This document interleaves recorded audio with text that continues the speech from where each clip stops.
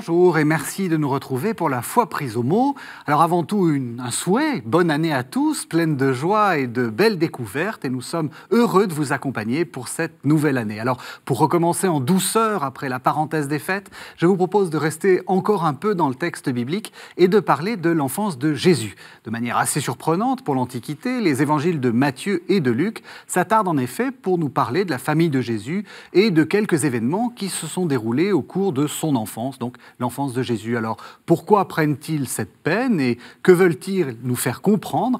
Pour répondre à ces questions et découvrir l'enfance de Jésus, j'ai convié ce soir deux spécialistes. Sylvie Barnet, bonsoir. Bonsoir. Vous êtes historienne et vous êtes également maître de conférences à l'Université de Lorraine. Et puis Gérard Billon, Père Gérard Billon, bonsoir. Bonsoir. Vous êtes prêtre de Luçon, on vous a vu plusieurs fois dans cette émission. Vous êtes le directeur du service biblique Évangile et Vie et vous êtes même le président de l'Alliance biblique française. En gros, vous publiez toutes les Bibles, presque toutes les Bibles que nous pouvons lire. Un certain nombre.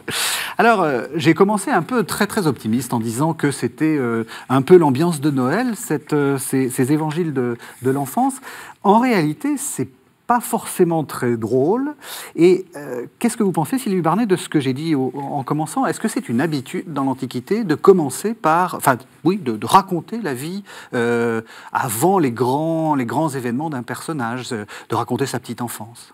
Alors, ce qui est une habitude dans l'Antiquité, ce n'est pas comme aujourd'hui de suivre l'ordre chronologique. Dans l'Antiquité, on aime se rappeler des choses importantes, on aime faire mémoire. Et quand on fait mémoire, eh bien, on peut commencer par la fin d'une vie, par le milieu d'une vie, mais on ne va pas forcément commencer par le début. Ce qui est important, c'est parfois de commencer par la fin. Et est-ce que c'est surprenant,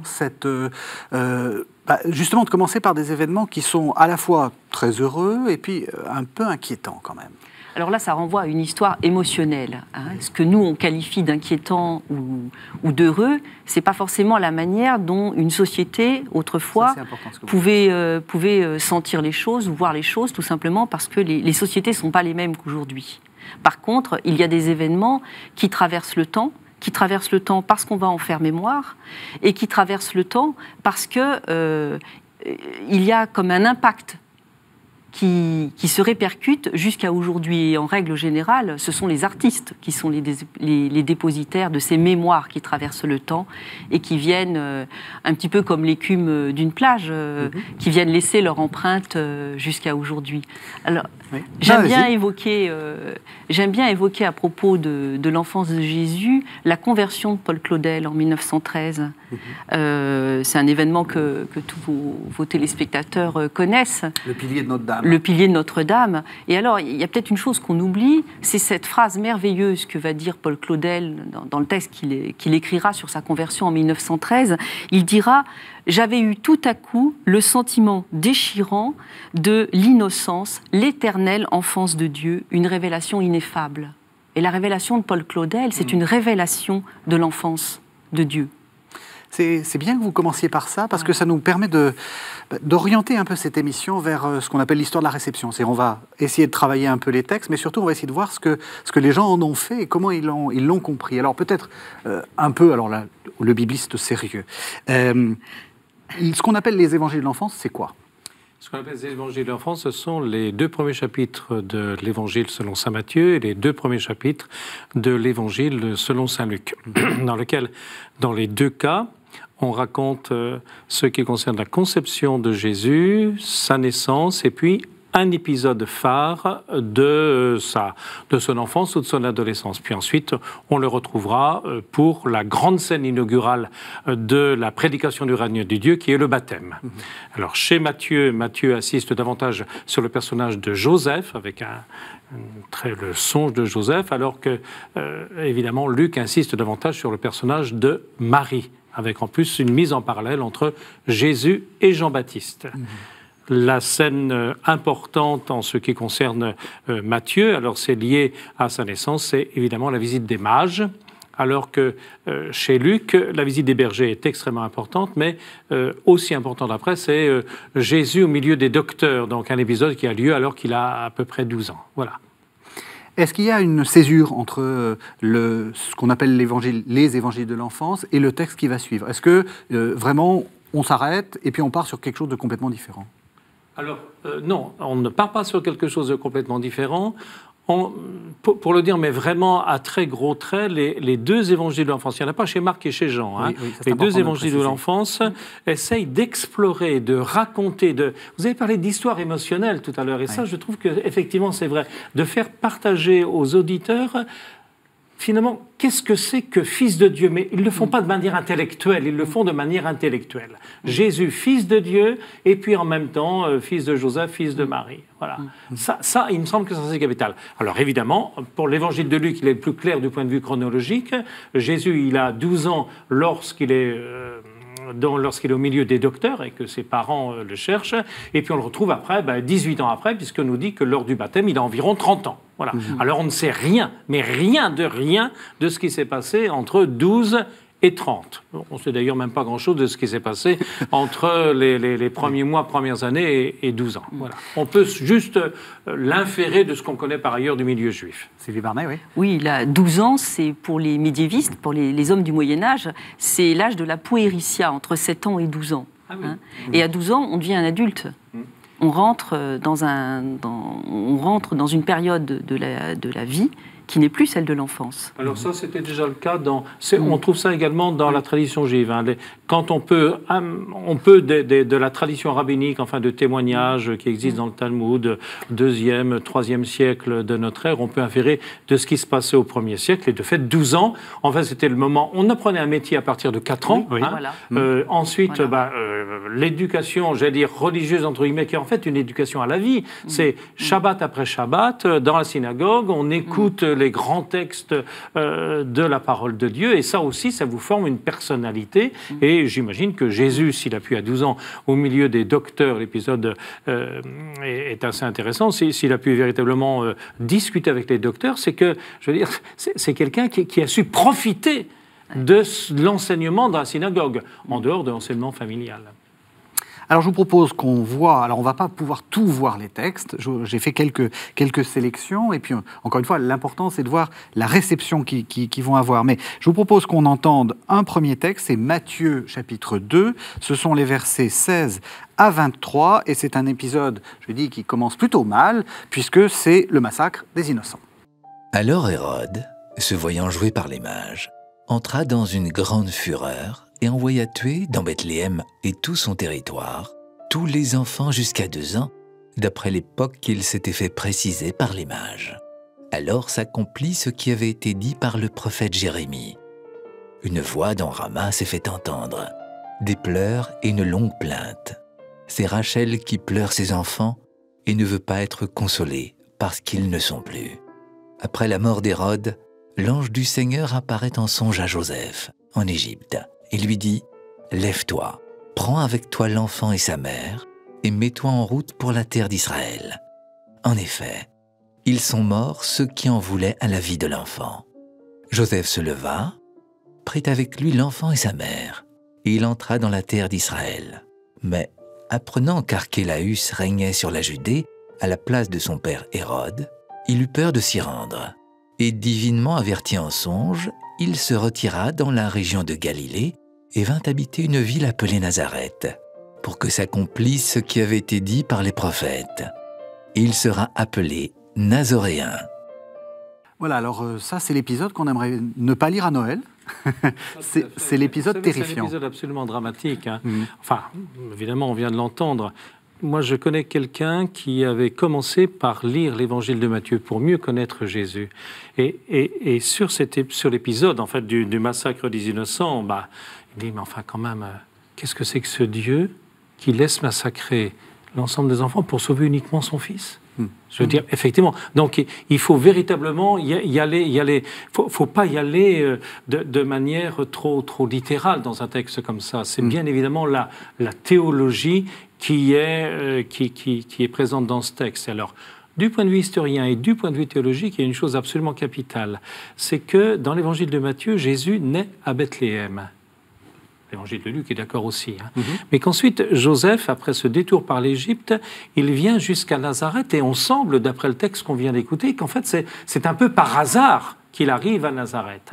Or, Nazareth, dans l'Ancien Testament, personne ne connaît. Voilà un bourg qui n'a été connu nulle part. Et on appelle Jésus ensuite Jésus de Nazareth. On ne va jamais l'appeler Jésus de Bethléem, Jésus de Nazareth. Et si les évangiles et ensuite la tradition chrétienne unanime parlent toujours de Nazareth, c'est que sans doute, véritablement, Jésus est lié à Nazareth. Ça, il n'y a aucun problème. Alors après, certains historiens vont nous dire qu'il est peut-être né à Nazareth. Je ne vais pas m'embarquer dans ces circonstances. Mais en tout cas, il est de Nazareth, il a été éduqué à Nazareth. Ce qu'il connaît de la vie, des relations familiales, des relations sociales, eh bien, c'est à Nazareth qu'il a appris quelque part en Galilée. Donc, et non pas à Bethléem, ville de David, et non pas à Jérusalem, à plus forte raison, absolument pas. Oui. Et alors, vous voyez la manière dont, par exemple, à la fin du Moyen-Âge, un artiste comme Fra Angelico va se souvenir de Nazareth, il va s'en souvenir d'une manière très poétique. Il va dire Nazareth, c'est la petite fleur. Et qu'est-ce qu'il va faire? Il va faire une annonciation dans laquelle il va semer, il va créer un jardin de fleurs, tout à la fois paradis, tout à la fois lieu de la Vierge Marie, qui est ce lieu du jardin fermé, du jardin scellé, celui de l'intouché des hommes et de la touchée de Dieu, qu'est la Vierge Marie. Et là-dedans, il va faire un semis de petites fleurs qui vont être comme un semis de 5 petites pétales, rappelant les 5 blessures du Christ. Et vous avez comme ça toute une histoire de la vie du Christ qui va se dérouler à travers l'histoire d'une petite fleur, qui rappelle que Nazareth est une petite fleur et qui contient déjà toute l'histoire de l'enfance de Jésus et toute l'histoire de sa vie, de sa naissance à sa passion, puisque les 5 blessures sont destinées à rappeler les blessures de la passion. Et vous avez comme ça tout un jeu théologique dont les artistes et la pensée médiévale ne cessent d'oublier et ne cessent de jouer et de composer avec, un petit peu comme une partition de musique. Au fond, le texte biblique, c'est comme une partition de musique qu'il faut sans cesse jouer, qu'il faut sans cesse interpréter, et les artistes y excellent.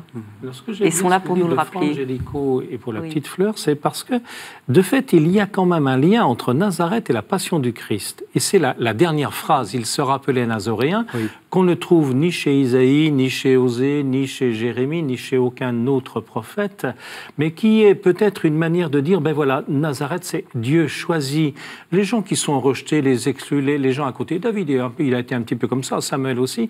Donc, les gens qui sont laissés de côté, et il les choisit, et il les exalte, et il en fait son messager. Et quand est-ce que Jésus va être appelé Nazoréen dans l'évangile de Matthieu?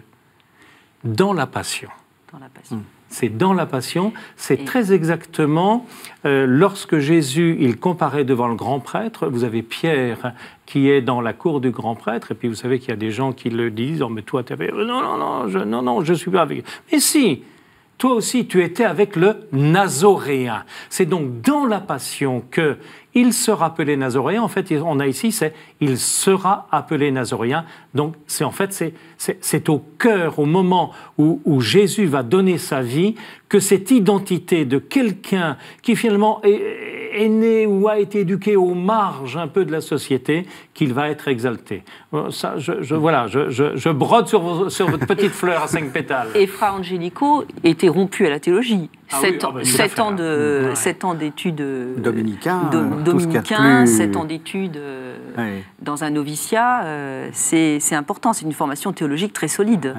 Et Fra Angelico, comme ses frères novices, connaissait la somme de saint Thomas d'Aquin par cœur. Donc il y avait, dans cette société qui était une société orale, il y avait une véritable mendication de l'écriture, une véritable relecture de l'écriture, incorporation de l'écriture. Et donc, il le possédait jusqu'au bout du pinceau. Dites-moi, Fra Angelico n'a pas peint Jésus enfant lui-même?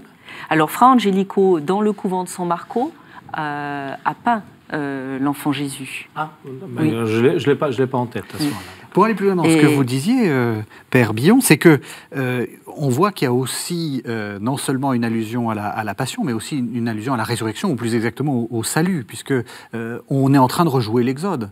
Oui, Il va en Égypte. Oui.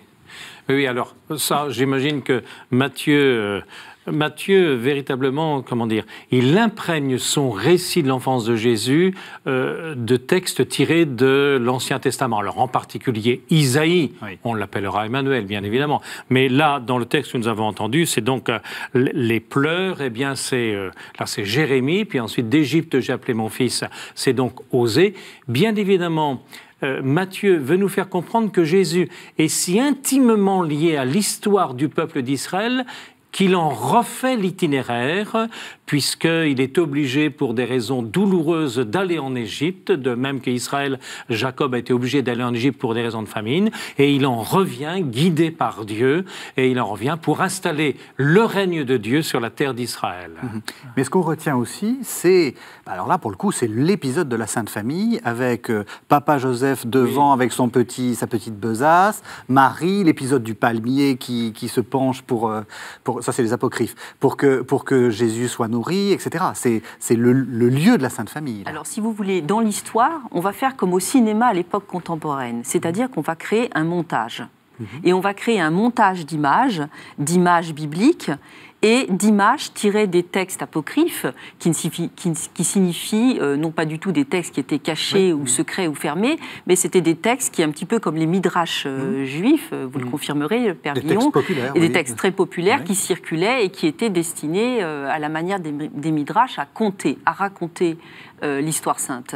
Et donc, un petit peu comme au cinéma, on va faire des montages d'histoires, et les théologiens vont s'emparer à la fois des images bibliques, à la fois de certaines images issues de ces textes apocryphes qui n'ont pas été retenus dans les textes canoniques, comme par exemple en Occident essentiellement le pseudo-Matthieu, qui est un texte qui va être écrit à la fin du VIe siècle, au début du VIIe siècle, qui sera traduit en latin au IXe siècle.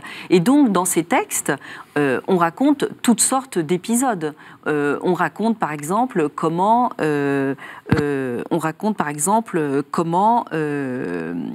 l'enfant Jésus va donner vie à 12 oiseaux en forme d'argile. Et vous avez là, à la main une fleur qui passe et les oiseaux qui passent. Vous avez là la vie. Parce qu'au fond, ces textes, qu'est-ce qu'ils racontent? Qu'est-ce qu'ils nous disent?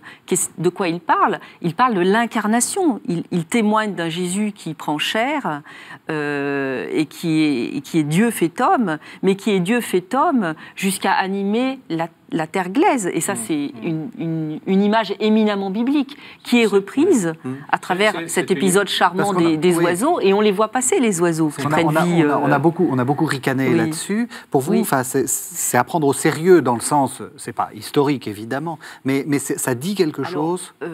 Il faut se défaire de l'idée qu'il y aurait des choses qui seraient historiques ou pas historiques. C'est-à-dire qu'on est toujours dans des montages de l'histoire. Et le fait que les oiseaux d'argile prennent vie, c'est une image qui parle à tout le monde et qui renvoie à l'idée d'un Dieu qui a formé la terre, qui a formé les hommes. Et donc ce Jésus, qui est le Dieu fait homme, tout naturellement, il donne vie à des oiseaux d'argile. Et la pensée médiévale, elle était éminemment analogique, c'est-à-dire qu'elle fonctionne par association d'images, pas du tout comme la nôtre, qui est rationnelle.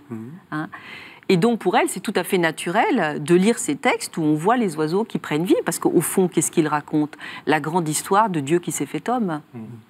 C'est plus que Dieu qui s'est fait homme, parce que c'est pas simplement l'histoire de Dieu qui s'est fait homme. Oui, je veux dire, c'est le Dieu créateur, en l'occurrence ici. Vous y avez suffisamment insisté de manière poétique. Mais effectivement, ça affronte la question. À mon avis, elle ne la résout pas. Mais elle essaye de donner une réponse à vrai Dieu, vrai homme. S'il est vrai homme, ça doit être un enfant comme tous les autres. S'il est vrai Dieu, il est capable de quelque chose que les autres ne peuvent pas. Et c'est là où, évidemment, on peut avoir un peu de recul. L'image, elle est très belle. Néanmoins, je me demande s'il ne rate pas un petit peu son objectif en montrant que la véritable divinité de l'homme Jésus n'est pas dans le fait de pouvoir faire des choses extraordinaires ou merveilleuses, mais qu'elle va être justement de connaître l'être humain jusque dans l'humilité la plus extrême. Et on va retrouver à ce moment-là la passion. Voilà. Mais alors après, ça pose tout le statut de ces textes. Oui. Quand on voit toutes sortes de miracles, alors vous avez même des miracles contradictoires. Vous avez un miracle où il y a un petit garçon, ça c'est raconté dans un autre, dans l'histoire de l'enfance de Jésus, qui est un évangile en arabe, où vous avez un petit garçon qui heurte l'enfant Jésus, qui n'est pas content, et il lui dit toi tu poursuivras pas ta route, et hop, l'enfant meurt.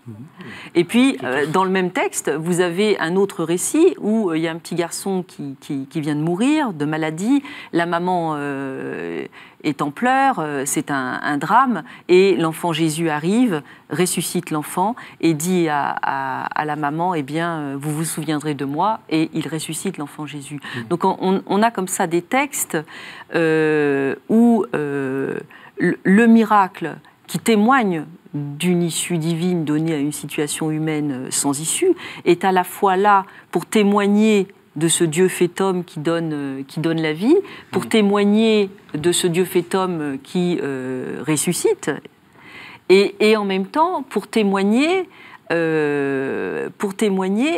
la fois de sa différence et de sa ressemblance avec l'humanité. Est-ce que c'est... Je vais poser une question peut-être un peu provocatrice, mais est-ce que c'est pas une forme d'abus du texte, dans le sens où parce qu'on n'a pas assez d'informations, on aimerait savoir la vie du petit Jésus, et ben on invente. Alors, défendez un peu le... Je défends. Mais vous avez raison, il faut. On est comme au cinéma, on monte. Et on monte quoi? Un trésor d'images de mémoire. Et les images, qu'est-ce qu'elles vont faire? Elles vont aller frapper leur auditoire. De la même manière qu'un bon film. D'un bon film, qu'est-ce que vous retenez? Vous retenez des images frappantes. La mémoire fonctionne de la sorte. Et dans ces images frappantes, on ne cesse d'inventer, c'est-à-dire au sens où saint Augustin le disait et l'a dit pour tout le Moyen-Âge, inventer, qu'est-ce que ça veut dire? Ça veut dire trouver Dieu. Donc ça donne à la fiction un autre sens que celui qu'on lui prête aujourd'hui, où fiction, ça veut dire quelque chose de faux. Pour le monde médiéval, inventer Dieu, l'inventer à l'aide d'images neuves et d'images audacieuses, cela fait partie du trésor théologique. Alors après, eh bien, on va projeter sur les évangiles et sur les évangiles apocryphes un univers qui est celui de l'époque où on vit. Par exemple, au XIIIe siècle, vous avez les franciscains qui vont utiliser ce trésor d'images pour donner à la fuite en Égypte sa réalité quotidienne qui correspond à une réalité très proche de la paysannerie rurale qui est celle du XIIIe siècle, où on voit les paysages défiler, où on voit les paysans semer, et puis en même temps, ce sont des textes pétris de théologie, parce qu'au moment où l'enfant Jésus, la mère, la Vierge Marie et Joseph s'arrêtent dans cet épisode bien connu qu'on appelle le repos, en fait, le discours franciscain au XIIIe siècle va transformer ce repos en vision de l'Église militante qui, certes, marche sur le chemin comme l'enfant Jésus et la Sainte Famille en Égypte, mais qui, en même temps, dit et témoigne de l'Église qui avance, de l'Église qui pérégrine, de cette Église qui va vers la fin des temps. Et donc là, vous avez là tout un discours à la fois très quotidien, où on voit la Sainte Famille comme n'importe quelle famille se reposer, mais en même temps, vous avez tout un discours théologique qui est énoncé à travers ces récits, ces montages. C'est intéressant ce que vous dites, parce que c'est vrai qu'on a aussi une lecture très daté, par exemple très 19e siècle, dans lequel on imagine, dans cette fuite en Égypte, le papa qui protège, la maman qui materne. Vous montrez que c'est beaucoup plus... qu'il y a des potentialités théologiques beaucoup plus importantes, et pas simplement ce côté d'une famille un peu bourgeoise, avec des rôles. Je vais donner juste un exemple. Par exemple, on insiste beaucoup dans les textes du XIIIe siècle sur la pauvreté de la Sainte Famille. On dit même qu'à un moment donné, l'enfant Jésus, alors on utilise des images des apocryphes, on utilise des images bibliques, et on dit que l'enfant Jésus, il mendie et que sa mère mendie. Et qu'il remercie les mendiants, il remercie les personnes qui passent et qui donnent de l'argent à la Sainte Famille. Et derrière ces discours sur la pauvreté, eh bien, vous avez tout le discours franciscain sur la pauvreté au XIIIe siècle.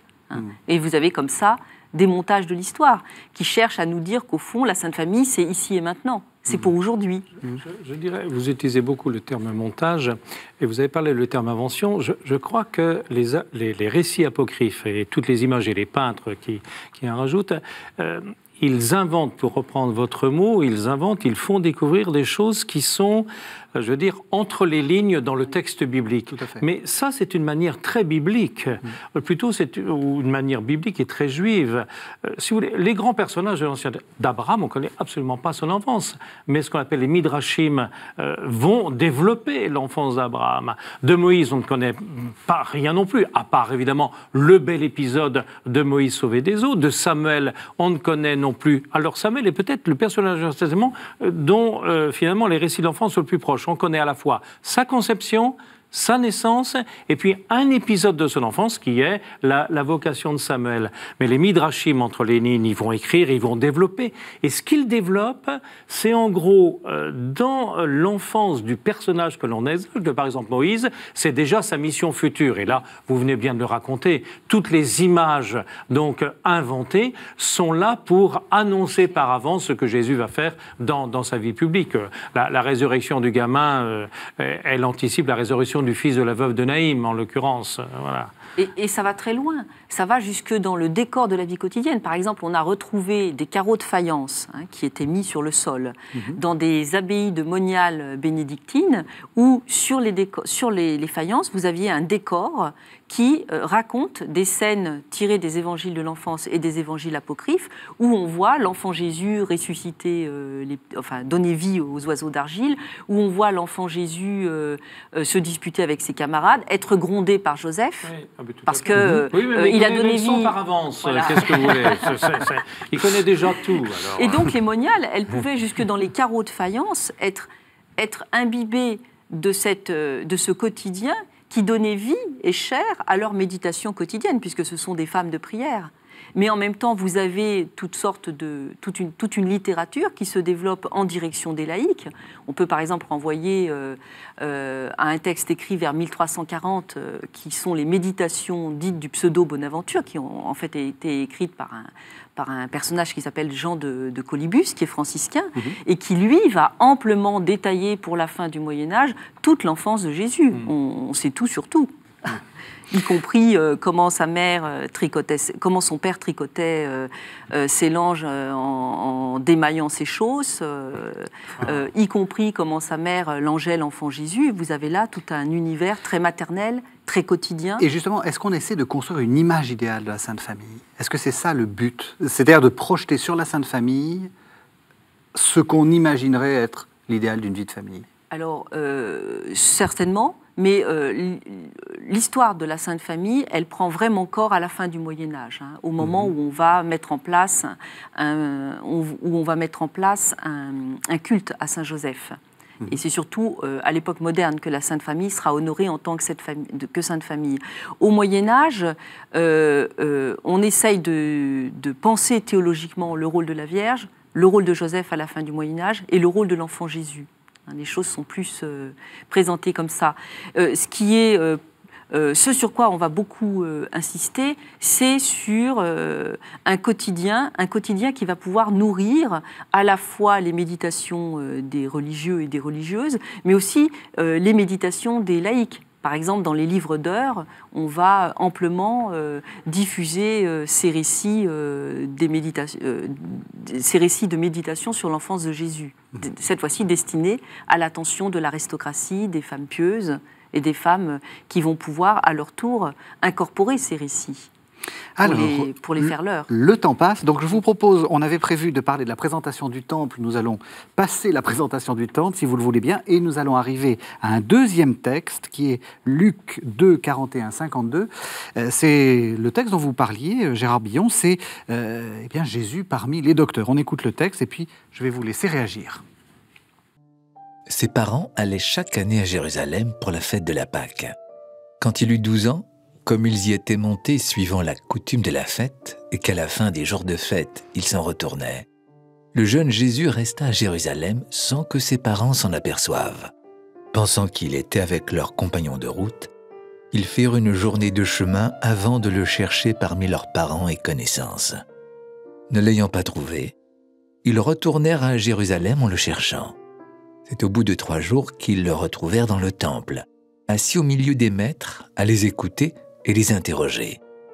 Tous ceux qui l'entendaient s'extasiaient sur l'intelligence de ses réponses. En le voyant, ils furent frappés d'étonnement, et sa mère lui dit « Mon enfant, pourquoi tu agis de la sorte avec nous? Vois, ton père et moi, nous te cherchons tout angoissés. » Il leur dit « Pourquoi donc me cherchiez-vous? Ne saviez-vous pas qu'il me faut être chez mon père ?» Mais eux ne comprirent pas ce qu'il leur disait. Puis il descendit avec eux pour aller à Nazareth. Il leur était soumis, et sa mère retenait tous ces événements dans son cœur. Jésus progressait en sagesse et en taille, et en faveur auprès de Dieu et auprès des hommes. Voilà, alors je m'adresse encore une fois aux biblistes. Qu'est-ce qu'il faut comprendre de ce texte? On a l'impression que personne ne comprend rien, sauf Jésus. Alors, ce texte, il y a plusieurs pistes d'interprétation. Je ne sais pas si je vais pouvoir, en quelques secondes, essayer de le donner. La première piste, une chose sur laquelle je voudrais insister, c'est la première parole publique de Jésus dans l'évangile de Luc. Et cette parole, elle est pour son Père. Et son Père, ici, c'est le Père des cieux. Or, sur la croix, la dernière parole de Jésus sera également pour son Père, c'est « Père, entre tes mains, je remets mon esprit ». Première parole de Jésus, dernière parole de Jésus. Luc est un type absolument formidable, son récit est bien construit. Deuxième chose, on a terminé par Marie qui retient tout ça dans son cœur.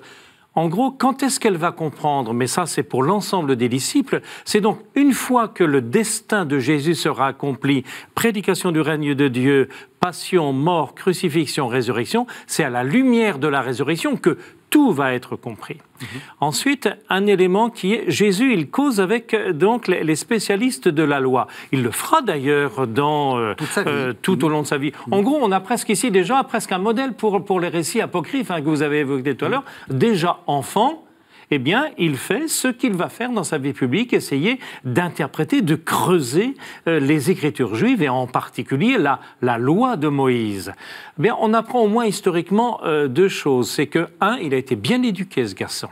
Parce qu'à 12 ans, il est capable de discuter avec des intellectuels qui ont bac plus 15 et il est capable de pénétrer les méandres de la loi. Autrement dit, il ne sait pas simplement déchiffrer les lettres, il sait véritablement aller au cœur des Écritures. Et ça, je trouve ça important. Alors, bien éduqué par l'Esprit Saint, on va dire. Par l'Esprit Saint, mais l'Esprit Saint passe, je pense, par sa famille d'une part. Et après tout, que Marie retienne les choses, je trouve que le personnage est important. Et puis d'autre part, par la synagogue dans laquelle, sabbat après sabbat, on lit les Écritures. Ça, c'est une chose importante. Et puis je pense qu'il a eu une éducation scolaire minimale. Ça, comme tous les gamins de son époque, jusqu'à 12 ans. Et l'évangile de l'enfance s'en souvient parfaitement. Père Billon, en disant qu'on voit l'enfant Jésus qui interpelle le maître de la synagogue et qui lui dit « Mais enfin, comment tu apprends seulement l'alpha aux enfants, mais moi je vais jusqu'à l'oméga, c'est pas possible. Voilà. C'est pas possible. » Donc l'enfant Jésus, il connaît déjà l'oméga. Voilà. Ce qui est une autre manière de dire que plus que les lettres mêmes, il en connaît le sens. Il en connaît le sens. Et le Moyen-Âge et la pensée moderne rejaillira sur ce type d'image. Vous avez, par exemple, une image très répandue dans les récits de saints, qui est la manière dont le saint apprend l'alphabet. Et il apprend l'alphabet qui est en fait le Verbe de Dieu. Il l'apprend en vision, parfois, à l'aide de la Vierge Marie et à l'aide de l'enfant Jésus, qui aide le visionnaire à tracer les lettres et à apprendre son alphabet comme on peut apprendre l'alphabet, le Verbe de Dieu. On commence par le be à bas. Et on voit les visionnaires on voit les saints enfants qui apprennent le be à bas du Verbe de Dieu en même temps qu'ils apprennent l'alphabet. Alors, les commentaires modernes, enfin les commentateurs modernes, quand je dis modernes, très contemporains, souvent insistent sur le fait que Jésus inquiète ses parents. En gros, c'est le portrait d'un ado difficile. Est-ce que c'est quoi? On projette des choses? Est-ce qu'on fait du... Oui, parce que le Moyen-Âge ne pense pas à la psychologie comme on peut la penser à partir de la naissance de la psychanalyse en 1900. a pas, enfin Père, vous ne contredirez pas, on ne peut pas psychologiser on ne peut pas psychologiser les récits bibliques.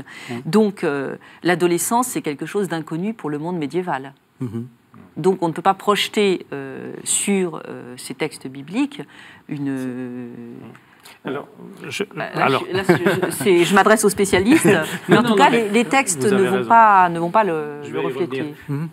Je dirais, on ne peut pas psychologiser. Néanmoins, les lecteurs au cours des âges... Ça, c'est autre chose. Ben oui. Voilà. De même que vous avez parlé tout à l'heure avec beaucoup de ferveur des franciscains qui, finalement, nous font redécouvrir des choses que d'autres n'avaient pas découvertes. Je prends une toute petite chose qui n'a rien à voir avec les évangiles. Vous savez que Oscar Wilde, donc le littérateur, nous disait qu'après les impressionnistes, on pouvait repérer dans le ciel des nuances de mauve que personne n'avait vues jusqu'à présent. C'est très intéressant. La psychanalyse nous permet de relire les évangiles de l'enfance, nous permet de relire...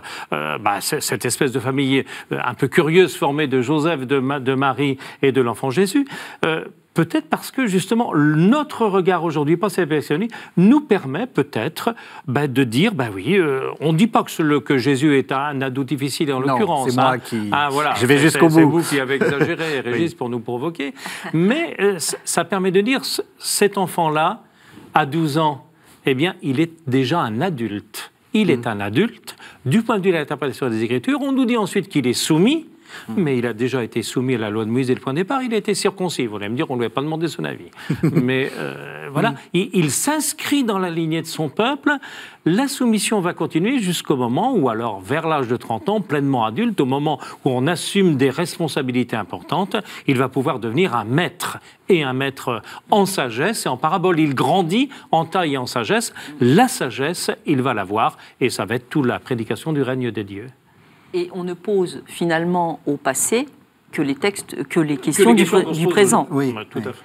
Et par exemple, vous avez parlé des questions qu'on pouvait projeter sur ce texte aujourd'hui. Eh bien, par exemple, au XIIe siècle, un cistercien comme Aelred de Rielvaux qui écrit un traité entier intitulé « Quand Jésus avait 12 ans », lui, il ne va pas du tout interpréter les 12 ans de Jésus comme une enfance difficile.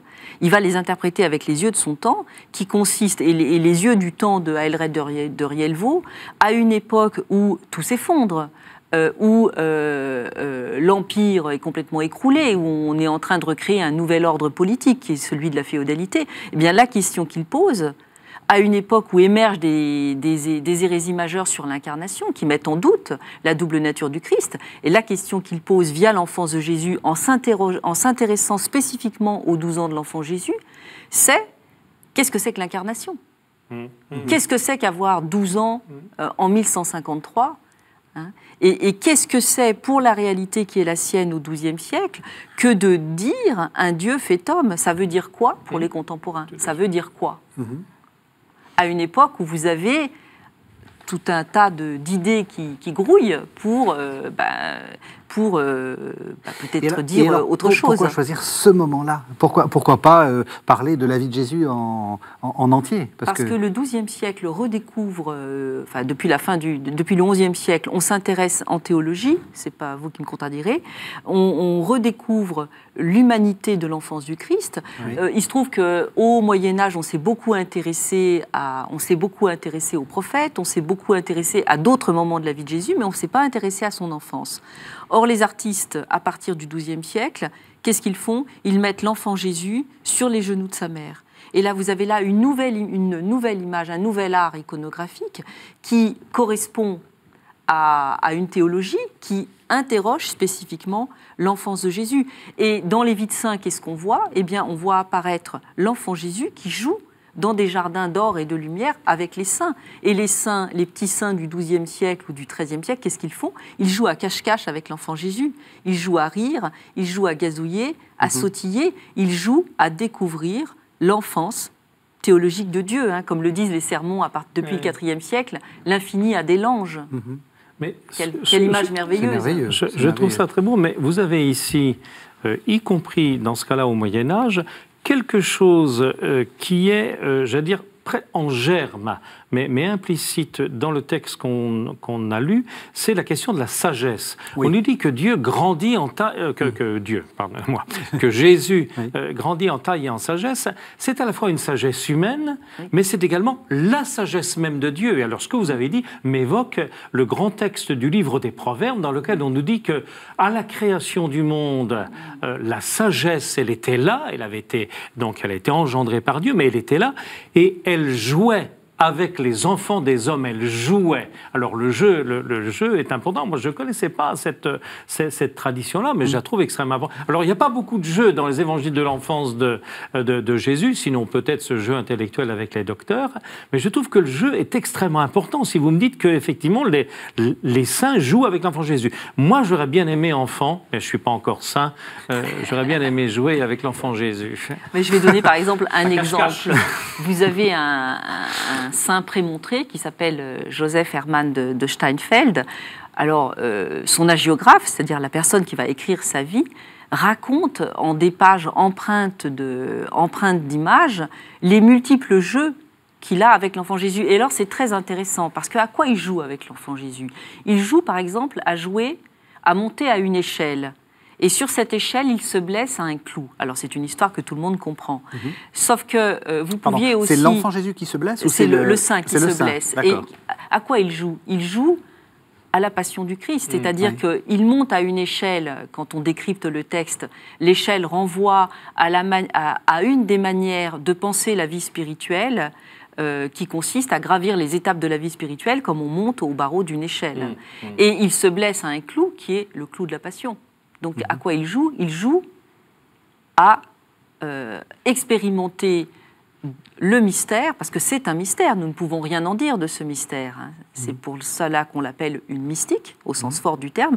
Il joue à expérimenter le mystère de la passion du Christ. Très spirituel. Vous préférez jouer à cache-cache avec le petit Jésus, vous? De plus ludique et plus enfantin. Ah, mais alors il y en a d'autres. Par exemple, vous avez Claire de Montefalco, qui au XIIIe siècle voit à une vision, elle voit apparaître la Vierge qui lui présente l'enfant Jésus, et l'enfant Jésus a la même taille que la Sainte.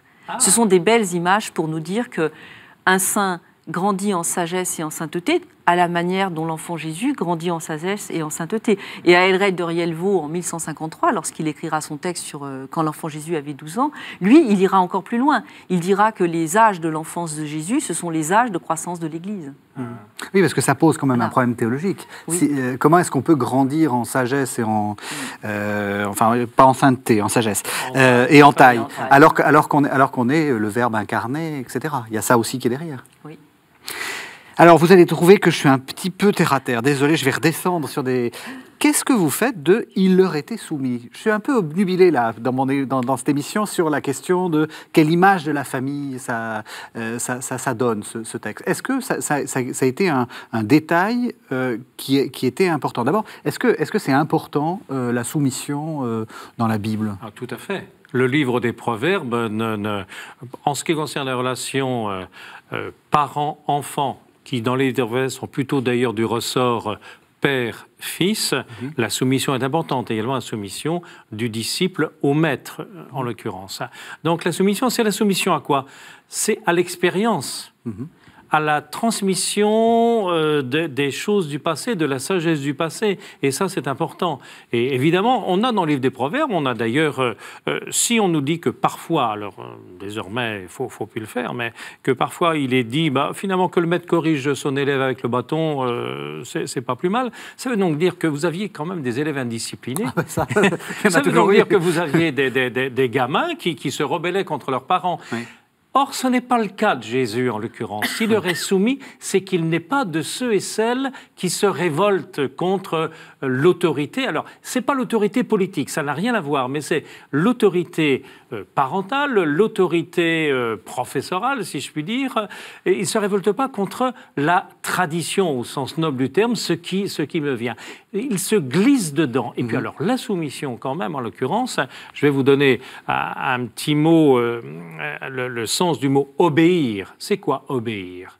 C'est, nous dit-on en latin, c'est ob, ouïr, c'est se mettre sous l'oreille de quelqu'un, comme le disciple vis-à-vis du maître, comme l'enfant vis-à-vis de son parent, et comme tout croyant vis-à-vis de Dieu. Donc, être soumis d'abord, c'est sans doute, à mon avis, être soumis à la loi de Dieu. Et quand je dis la loi, c'est l'instruction, c'est l'enseignement, les chemins de vie qui nous sont donnés dans les Écritures. Donc ça serait plutôt une preuve d'humilité, puisque c'est toujours pareil, c'est le Verbe incarné. Tout à fait. Et donc... Tout à fait. Une preuve d'humilité. Oui. Alors vous avez dit quelque chose de magnifique, ob et ouïr, c'est entendre. Et alors une des dimensions fondamentales du Moyen-Âge, c'est l'ouverture des 5 sens. L'homme accède à Dieu par la totalité de son être, par les 5 sens. C'est-à-dire qu'il goûte Dieu par la bouche, il entend Dieu par l'oreille, il voit Dieu par des images. Et quand il rentre par un portail d'église magnifiquement sculpté, dans une église, eh bien, il y a à la fois le sens de sa vue, le sens de son oreille, qui est ouverte. Par exemple, quand vous voyez des trompettes qui sont gravées au seuil des tympans d'église, c'est tout son être qui va ensuite goûter à l'Eucharistie et ouvrir par le sens de la bouche l'accès à Dieu, l'accès par les 5 sens. Ah mais là, ça rejoint ce que vous disiez tout à l'heure sur le jeu, parce que là je vois la mise en œuvre des 5 sens, ça fait partie du jeu. Et l'être tout entier résonne. C'est très concret. Le monde médiéval est très concret. Donc il ne faut pas y lire une manière d'éduquer les enfants. Alors, on peut poser au texte biblique des questions contemporaines sur l'éducation des enfants. Mais à ce moment-là, on sera dans une interprétation contemporaine. Oui. Qui ne sont pas forcément fausses d'ailleurs, en l'occurrence. Elles ne sont pas fausses. On voit bien que sur la Sainte Famille et Jésus soumis à ses parents, il y a des images du caté du 19e siècle dans lequel c'est le petit Jésus soumis. On n'a pas l'impression qu'il rigolait tout le temps. Moi, je préfère quand il joue avec ses copains à cache-cache. Même si c'est pour tomber dans depuis des échelles et se blesser. On est au 19e siècle. Si vous voulez, l'histoire est merveilleuse parce que qu'est-ce qu'elle nous dit ? Elle nous dit, nous sommes de notre temps, nous interrogeons les textes du passé avec les yeux de notre temps, et ceux qui nous ont précédés ont interrogé ces textes avec les yeux de leur temps. Et je crois que ça, c'est une des grandes leçons de l'histoire, c'est tout simplement de les écouter avec émerveillement et ravissement. Alors on arrive à la fin de l'émission, et ça fera une excellente conclusion, mais que dire à ceux qui vous disent... il est où la vérité du texte ? Est-ce que j'ai le droit de lire, comme je prends cet exemple-là, mais je pourrais prendre d'autres exemples, est-ce que j'ai le droit d'y lire une manière d'éduquer les enfants, c'est-à-dire qu'il faut que les enfants soient soumis à leurs parents ? Est-ce que j'ai le droit ? Je dirais qu'il n'y a pas de vérité, il n'y a que des interprétations. Oui. Et il n'y a que des interprétations. Et je pense à Sainte Thérèse de l'Enfant Jésus qui raconte dans ses cahiers autobiographiques, elle dit comment elle s'est donnée en petit jouet à l'enfant Jésus. Elle dira « Je m'étais offerte à l'enfant Jésus pour être son petit jouet ». Comment on interprète un texte pareil ? Si ce n'est en montrant qu'être à l'image et à la ressemblance de Dieu, c'est déjà se mettre dans une position d'enfance où, sur le plan spirituel, on est déjà un enfant avant toute chose. Et voilà comment, au XIXe siècle, on interprète de l'enfant Jésus. Ouais. Et elle invente la voie d'enfance spirituelle. Ouais. Enfin, disons qu'elle l'actualise au XIXe siècle, parce que c'est les cisterciens qui la mobilisent à partir du XIIe siècle. Pour reprendre votre thème, parce que vous insistez là, vous voulez absolument de faire de Jésus enfant le modèle du petit enfant des familles bourgeoises du 19e. Bien. Oui.